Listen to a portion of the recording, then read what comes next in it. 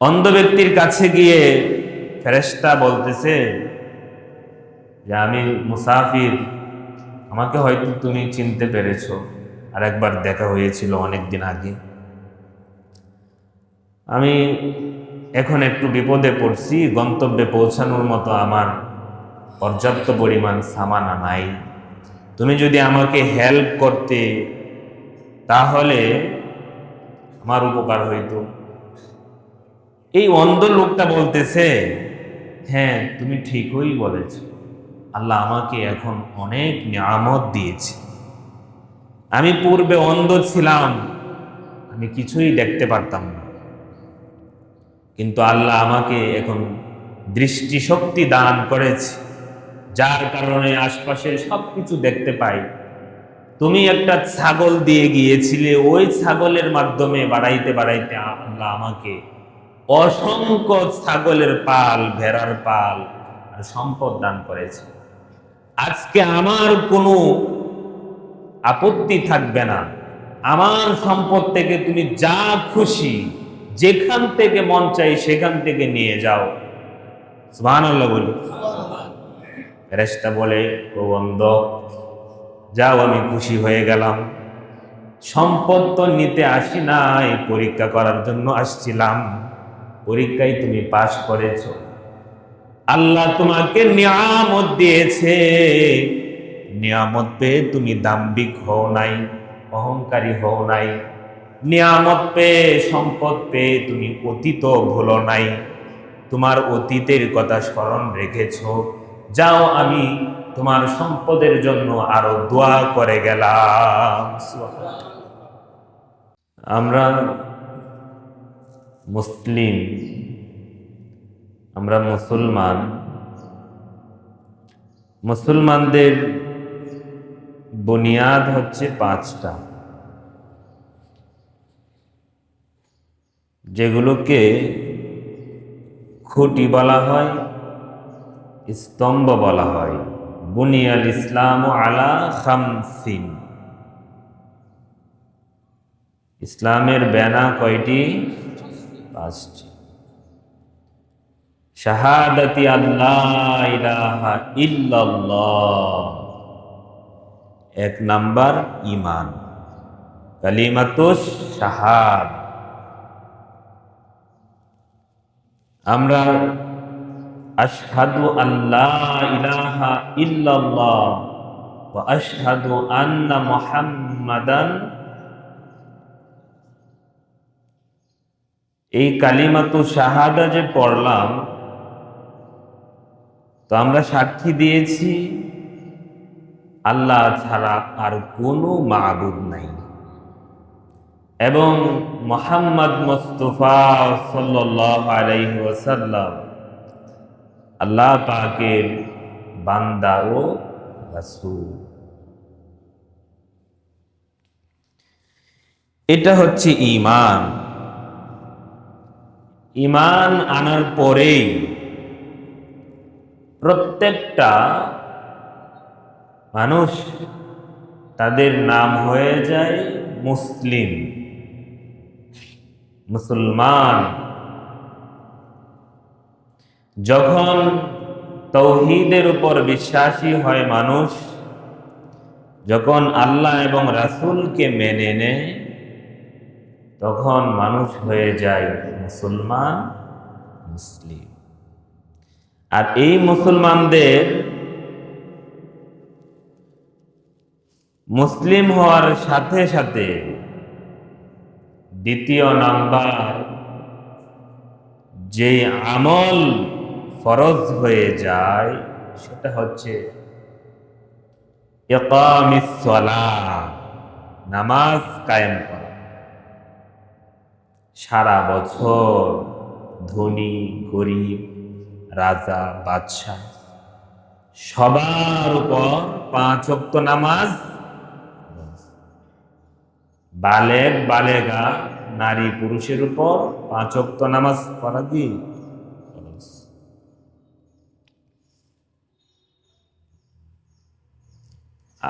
1 number ঈমান আনা হলো, দ্বিতীয় নাম্বার নামাজ শুরু হয়ে গেল। তারপরে ওয়া ইতাইজ যাকাত, তৃতীয় নাম্বার বেনা, ইসলামের তৃতীয় নাম্বার খুঁটি, ইসলামের তৃতীয় নাম্বার স্তম্ভ যাকাত। এক নাম্বার হচ্ছে কালিমা, দ্বিতীয় নাম্বার নামাজ, তৃতীয় নাম্বার যাকাত। আমরা অনেকেই নামাজ রোজা, নামাজের পরেই রোজা বলি, কিন্তু যাকাত এটা একটু পিছিয়ে দিয়েছি। কোরআন সুন্নায় যাকাত এসেছে তৃতীয় নাম্বারে। কত নাম্বারে? কোরআনের অসংখ্য আয়াতে যেখানে বলা হয়েছে নামাজ পড়ার জন্য, সালাত আদায় করার জন্য, পাশাপাশি যাকাত আদায় করার জন্য বলা হয়েছে। এরপর মুসলমানদের চতুর্থ নাম্বার স্তম্ভ, বেনা, খুঁটি হলো সাওম, রোজা। এই মাসটা চলতেছে সৌমের মাস, রমাদান, পবিত্র মাস। এই রমাদান ইসলামের কত নাম্বার খুঁটি? 4 নাম্বার।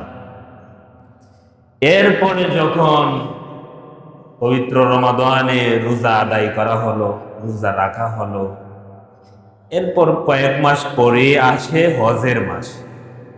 এই হজ হচ্ছে মুসলমানদের জন্য পঞ্চম খুঁটি, পঞ্চম নাম্বার বেনা, স্তম্ভ। ঈমান আনা সকলের উপর ফরজ।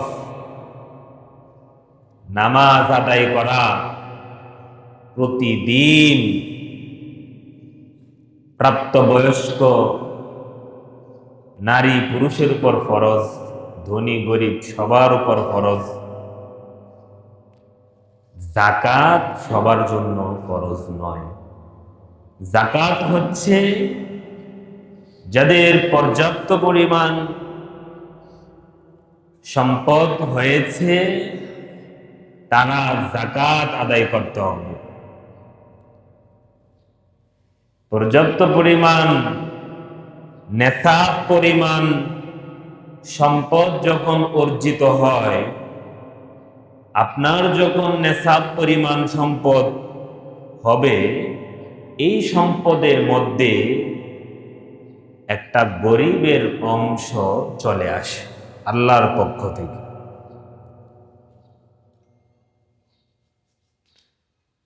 মানুষকে গরিব বানায়, ধনী বানায় আল্লাহ সুবহানাহু ওয়া তাআলা। আল্লাহ যাকে চান ফকির বানান, আল্লাহ যাকে চান তাকে বাদশা বানান। তো আল্লাহ পাক মানুষকে ধন সম্পদ দিয়েও পরীক্ষা করেন। সম্পদ প্রাচুর্য এটা কারো কারো জন্য বড় ফিতনা হয়ে দাঁড়ায়।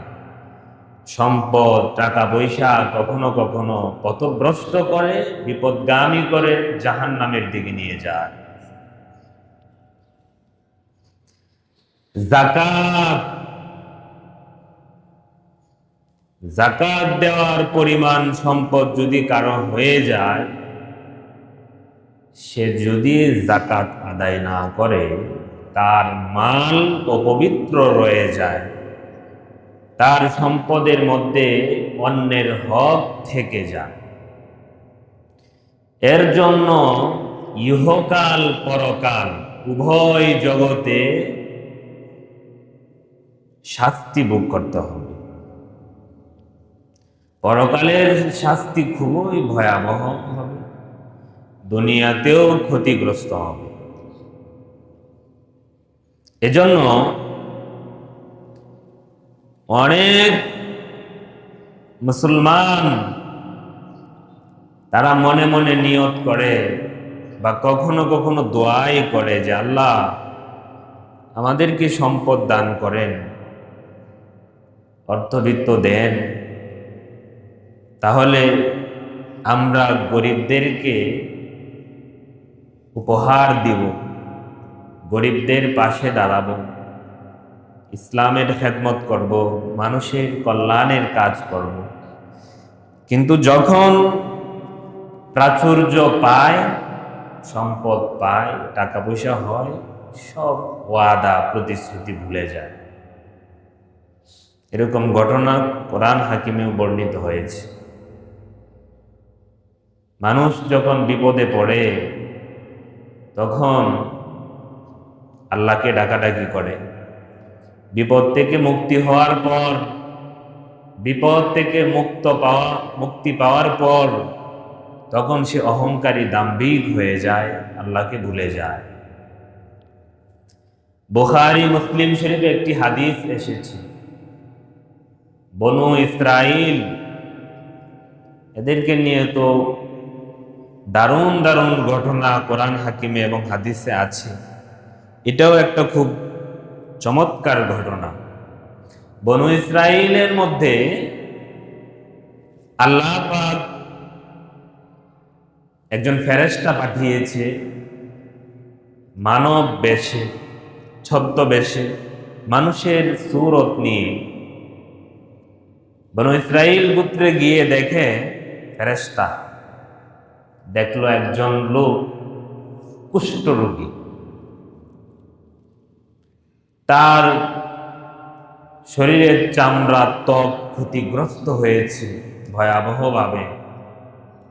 ফেরেশতা মানুষের আকৃতি নিয়ে গিয়ে কুষ্ঠরোগীকে জিজ্ঞাসা করতেছে, এখন তোমার কি প্রয়োজন? সে বলতেছে যে আমার শরীরের চামড়া খুবই খারাপ, ত্বক ভালো না, আবার আমি একজন রোগী, আমার সাথে কেউ হাত মিলায় না, মুসাফাহা করে না, পাশে বসে না, দূরে দূরে থাকে, মানুষ ঘৃণা করে। এই মুহূর্তে যদি আমার এই রোগটা ভালো হয়ে যাইতো, রোগ যদি দূর হয়ে যাইতো, আর আমার ত্বকটা যদি খুব ভালো হইতো, আমি খুব খুশি হইতাম। ফেরেশতা বলল ঠিক আছে। ফেরেশতা তার শরীরে হাত রাখলো, রাখার সাথে সাথে এই কুষ্ঠরোগী কামেল সুস্থ হয়ে গেছে, বলি সুবহানাল্লাহ। তার ত্বক অসাধারণ হয়ে গেছে, চমৎকার শরীর। ফেরেশতা আবার জিজ্ঞাসা করতেছে যে তোমার এখন, তুমি কোন জিনিসটা পছন্দ করো, তোমার এখন কি প্রয়োজন, আর কি প্রয়োজন?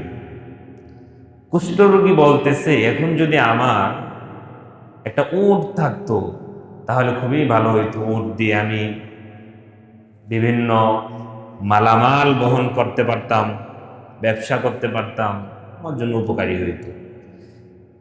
ফেরেশতার পক্ষ থেকে এই কুষ্ঠরোগীকে সুস্থ হওয়ার পর তাকে একটা বাচ্চাওয়ালা, পেটের মধ্যে বাচ্চা আছে এরকম একটা উটনি দান করছে।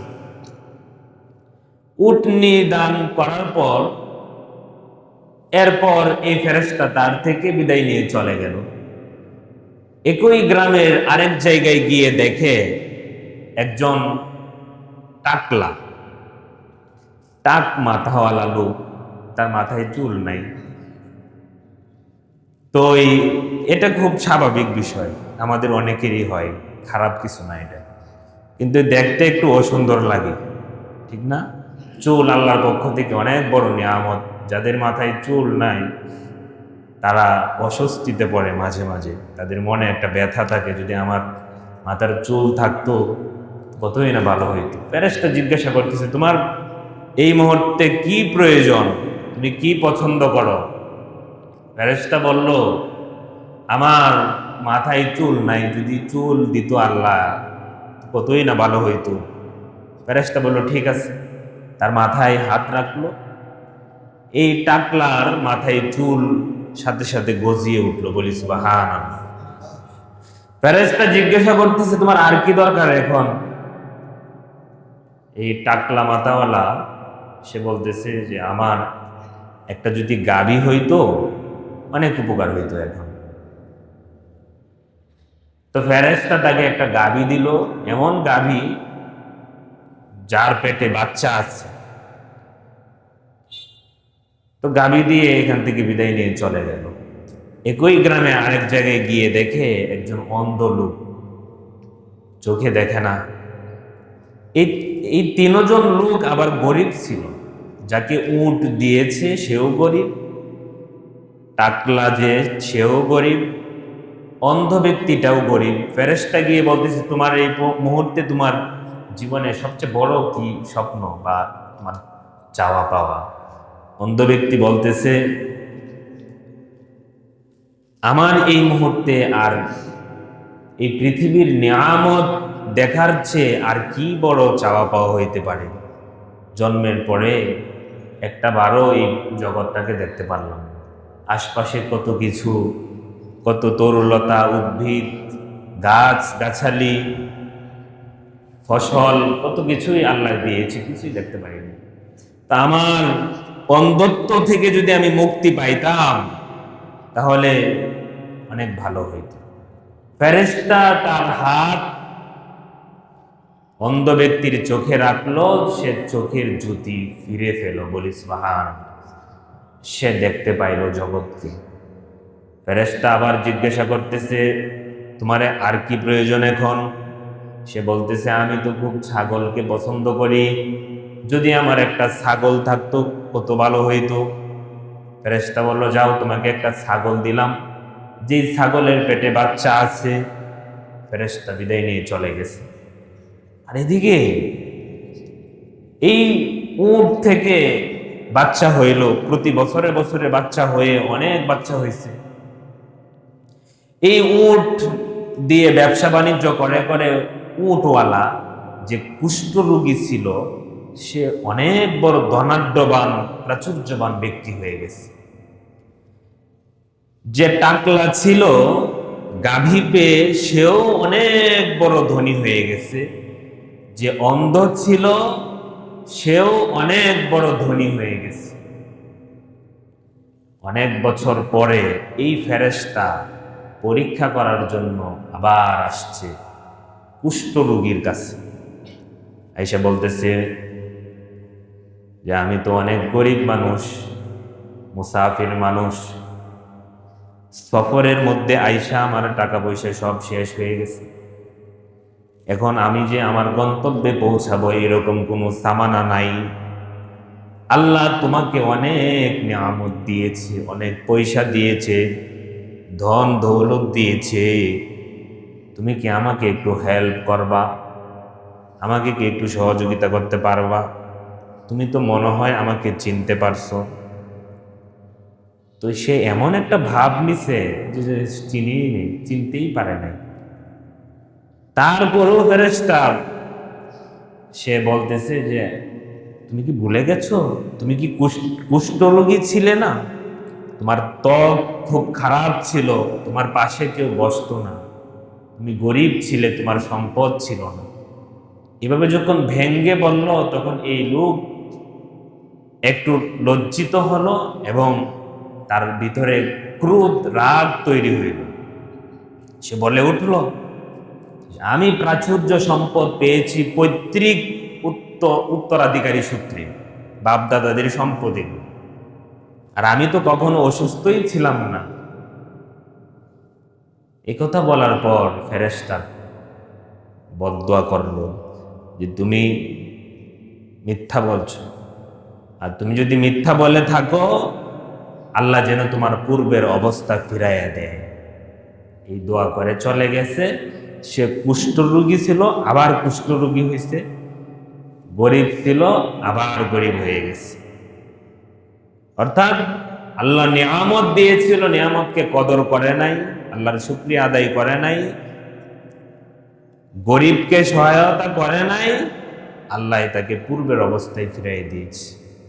ফেরেশতা আবার একই গ্রামের টাকলার কাছে গেল, গিয়ে বলতেছে, আমি মুসাফির মানুষ, গন্তব্যে পৌঁছানোর মতো সামানা নাই, আমাকে হেল্প করো।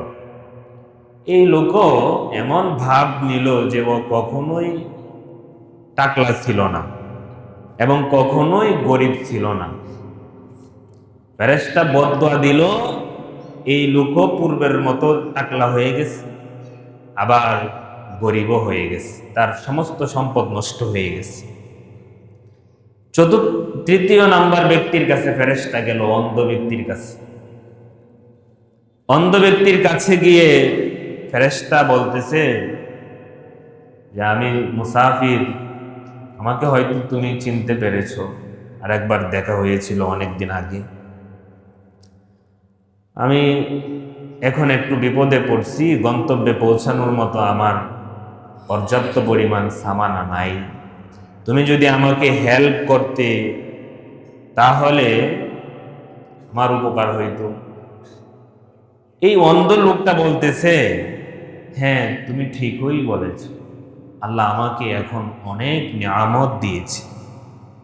আমি পূর্বে অন্ধ ছিলাম, আমি কিছুই দেখতে পারতাম না, কিন্তু আল্লাহ আমাকে এখন দৃষ্টিশক্তি দান করেছে, যার কারণে আশপাশের সবকিছু দেখতে পাই।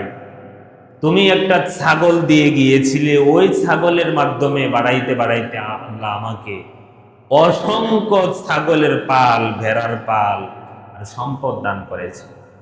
আজকে আমার কোনো আপত্তি থাকবে না, আমার সম্পদ থেকে তুমি যা খুশি যেখান থেকে মন চাই সেখান থেকে নিয়ে যাও। সুবহানাল্লাহ বলি। ফেরেশতা বলে, ও অন্ধ, যাও, আমি খুশি হয়ে গেলাম। সম্পদ তো নিতে আসি নাই, পরীক্ষা করার জন্য আসছিলাম। পরীক্ষায় তুমি পাশ করেছো, আল্লাহ তোমাকে নিয়ামত দিয়েছে। নিয়ামত পেয়ে তুমি দাম্ভিক হও নাই, অহংকারী হও নাই। নিয়ামত পেয়ে, সম্পদ পেয়ে তুমি অতীত ভুলো নাই, তোমার অতীতের কথা স্মরণ রেখেছ। যাও, আমি তোমার সম্পদের জন্য আরো দোয়া করে গেলাম। কিন্তু আমাদের মানুষের একটা স্বভাব হচ্ছে কি, যে আমরা কি ছিলাম আর কি হইলাম এগুলো ভুলে যাই। একটা চকলেটের জন্য, একটা পয়সার জন্য দোলাভাইয়ের পিছনে দৌড়াইছে ছোটবেলা, সেই লোক আজকে কোটিপতি, আর এই কোটি টাকা পেয়ে এখন সে গনে গনে পর্যাপ্ত পরিমাণ জাকাত আদায় করে না। লোক দেখানো কিছু দিয়েই শেষ, কিন্তু গনে গনে একেবারে পরিপূর্ণভাবে জাকাতের হক আদায় করে না, গরিবদেরকে দিচ্ছে না। আর দিলেও সে মনে করে যে সে গরিবদেরকে দয়া করতেছে। যার উপর জাকাত ফরজ হয়েছে, জাকাত দেয়াটা কারো উপর দয়া না, অনুগ্রহও না, বরং আমার উপর যদি ২৫০০ টাকা জাকাত আসে, এই ২৫০০ টাকা কোনো গরিবকে যদি আমি দেই, তাকে এটা আমি দয়া করলাম না, বরং আমার কাছে তার পাওনা ছিল, সেই পাওনা আদায় করেছি। আর পাওনা আদায় করতে হয় সম্মানের সাথে, মর্যাদার সাথে। এখন জাকাত যদি দেই এভাবে যে সে আমার কাছে ধরা বা দুর্বল, বা আমার কাছে সে ছোট, এরকম করে যদি জাকাত দেই, জাকাতের যে মর্যাদা, জাকাতের যে সম্মান, সেটা থাকবে না। তো এটা তো আপনি ভিক্ষাই দিতেছেন, বা এটা তো আপনি দানই করতেছেন। মনে রাখতে হবে, জাকাত কিন্তু দান নয়, আর দান এটা আবার জাকাত নয়। জাকাত হচ্ছে ঋণ। যে ঋণ যদি আপনি সম্মানের সাথে পরিশোধ না করেন, আপনার গোটা সম্পদ নাপাক হয়ে যাবে, আপনার সম্পদ ক্ষতিগ্রস্ত হবে, আল্লাহর কাছে হিসাব দিতে হবে। একজন সাহাবী, খেয়াল আছে নি? মনোযোগ আছে? শুনেন, একজন সাহাবী নবীজির জীবদ্দশায়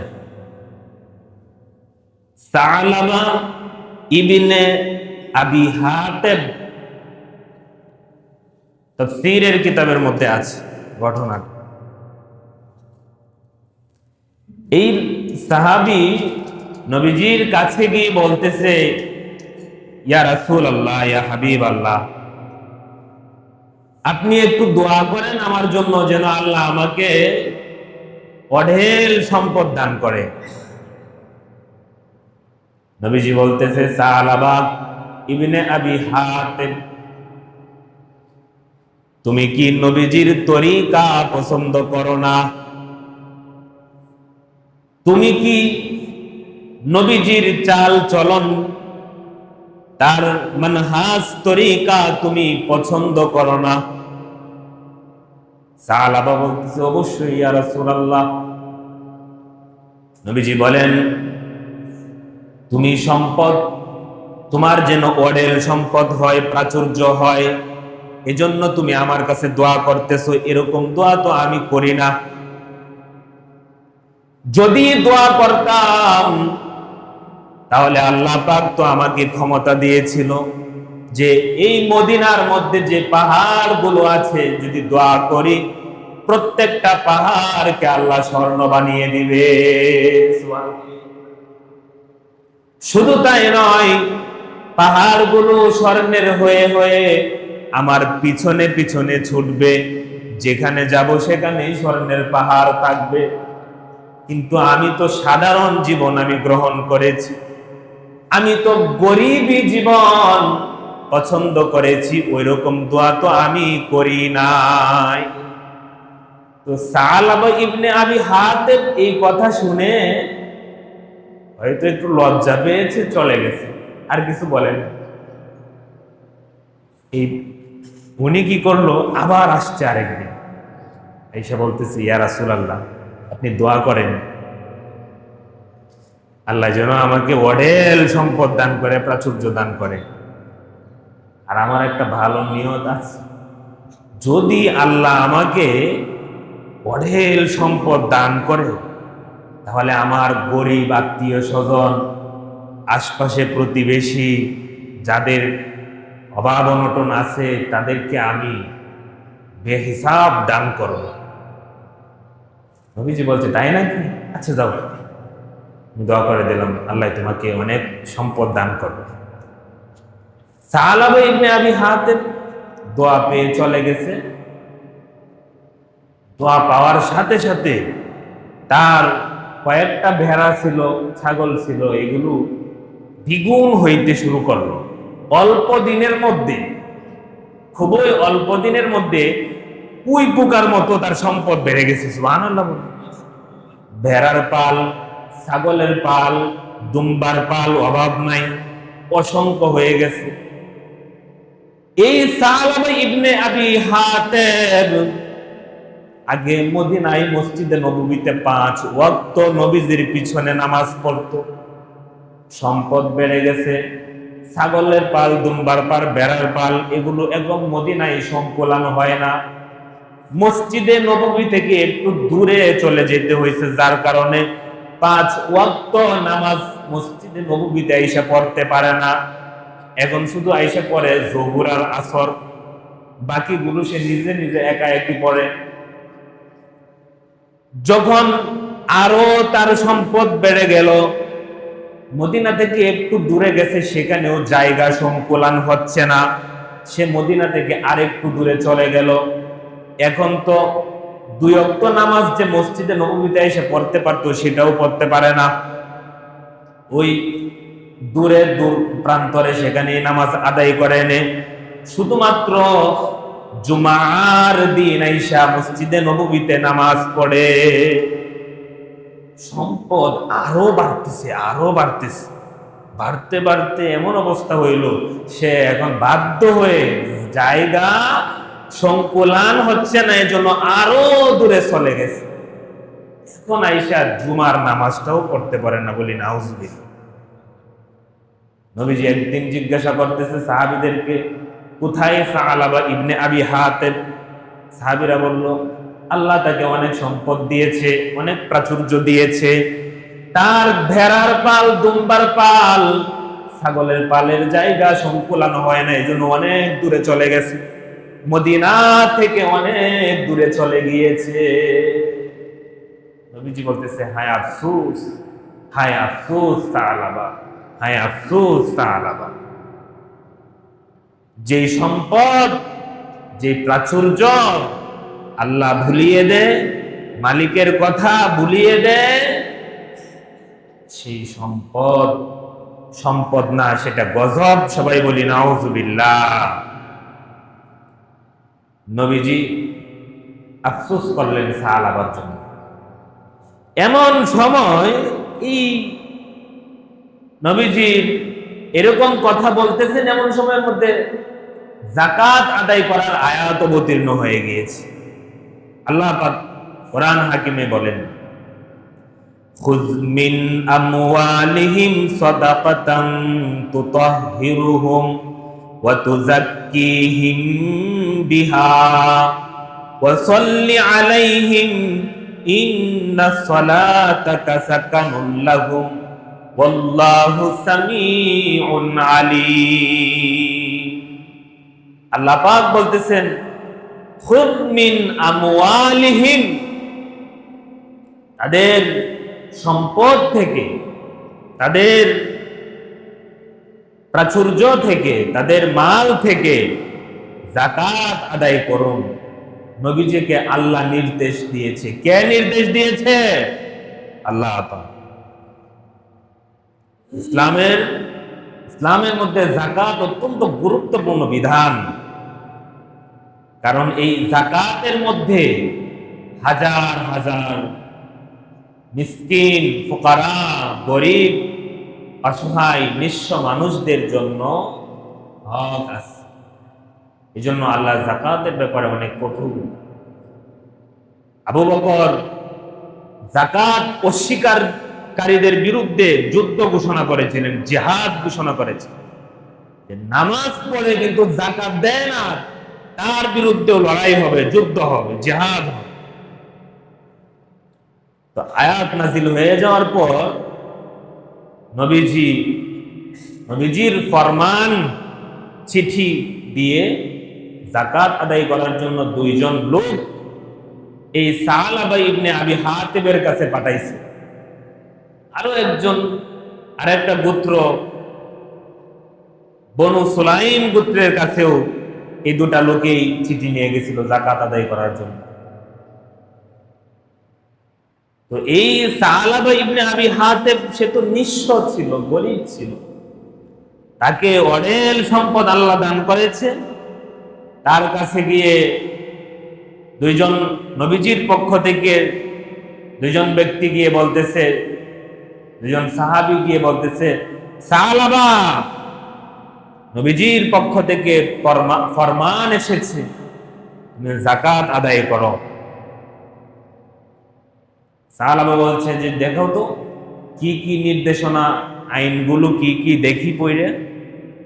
সে পড়ে বলতেছে, তো এটা তো অমুসলিমদের কাছ থেকে যে খর আদায় করা হয় এরকম হয়ে গেল। আল্লাহ আমাকে কিছু সম্পদ দিয়েছে, এখন আমার ট্যাক্স দিতে হবে, খর দিতে হবে। এই এক কথা দুই কথা এরকম বলা শুরু করছে। মানে সন্তোষজনক ভাবে যে যাকাত আদায় করবে এরকম মন মানসিকতা নাই। এক পর্যায়ে বললো, যাও তুমি আর কোথায় জানি যাইবে, ওইখান থেকে আসো, যাওয়ার সময় নিয়ে যাই। এই দুইজন সাহাবী নবীজির ফরমান নিয়ে বনু সুলাইম গোত্রে চলে গেল। ওইখানে এক ব্যক্তির কাছ থেকে যাকাত আদায় করবে। গিয়ে বলতেছে দুইজন সাহাবী যে, নবীজি আমাদেরকে পাঠাইছে, আপনি যাকাত দিতেন, যাকাত আদায় করেন। সুলাইম লোকটি বলতেছে যে, নবীজি পাঠাইছেন যাকাত আদায় করার জন্য তোমাদেরকে, আমার পক্ষ থেকে তুমি যাকাত নিয়ে যাও। আমার এই যে উটগুলো আছে, বেশি উট নাই, কয়েকটা উট আর কিছু সম্পদ, এর মধ্যে সবচেয়ে ভালো ভালো উটগুলো, ভালো ভালো সম্পদগুলো যেগুলো জাকাতে পড়বে সেগুলো তুমি নিয়ে যাও। সুবহানাল্লাহ। এটা কোনো ভেজাল না যে অসুস্থ, এমন একটা বেড়া দিছে যে অসুস্থ রোগী, এরকম না, একদম সবচেয়ে ভালোটা তুমি নিয়ে যাও। দুইজন সাহাবী বলতেছে একেবারে সবচেয়ে বড়টা তোমার দিতে হবে না, নবীজি এরকম বলে নাই, একটা সাধারণ দিলেই হলো। ওই নাসুর সাহাবা বলতেছে না, তোমার ভালোটাই নিতে হবে, যেহেতু জাকাত দিব এবং নবীজি যেহেতু পাঠাইছে সবচেয়ে ভালোটা দিব বলি সুবহানাল্লাহ। এখান থেকে জাকাত আদায় করে আবার সাহাবার কাছে আসছে, এসে বলতেছে জাকাত দেব। বলতেছে আচ্ছা তুমি আপাতত আজকে যা, আপনারা যান, আরেকদিন দিব। এখন কি দিচ্ছে না আর জোরাজুরি করতেছে না। দুই সাহাবী চলে গেছে মসজিদে নববীতে। মসজিদে নববীতে গিয়ে নবীজি জিজ্ঞাসা করলেন ওরা জাকাত দিয়েছে? দুজন সাহাবী বলল একজন দিয়েছে সুলাইম, আর আপনি যে সাহাবীর জন্য দোয়া করেছিলেন সম্পদ বাড়ার জন্য, সালাবা, ও দেয় নাই। ও এক কথা দুই কথা 6-9 বলা শুরু করছে। নবীজি বলছে হায় আফসোস সালাবা, হায় আফসোস।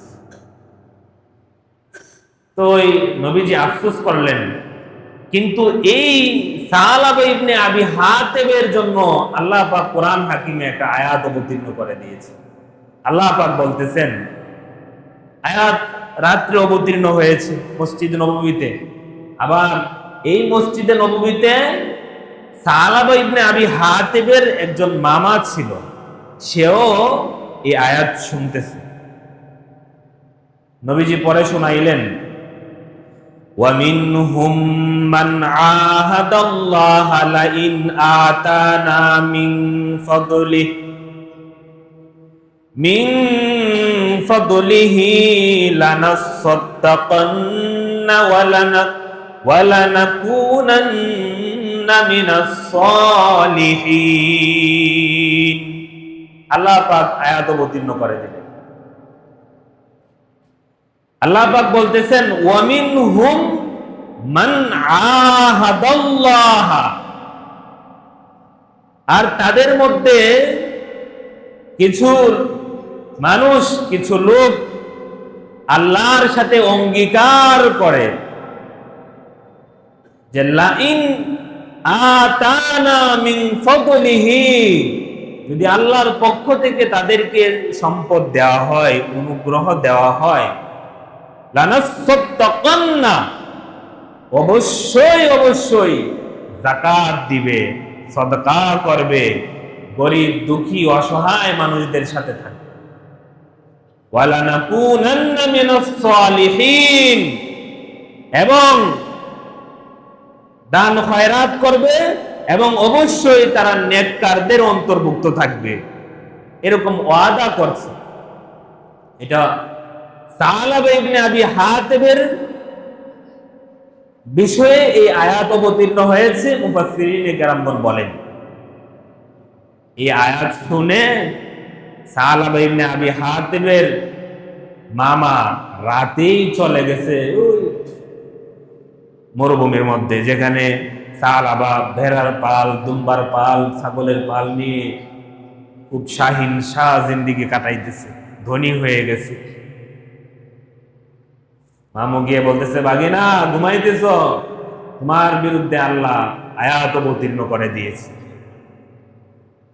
এই কথা শুনে রাতেই ফজর হওয়ার আগে 500 ছাগল নিয়ে মসজিদ নববীর পাশে গিয়ে উপস্থিত হয়েছে।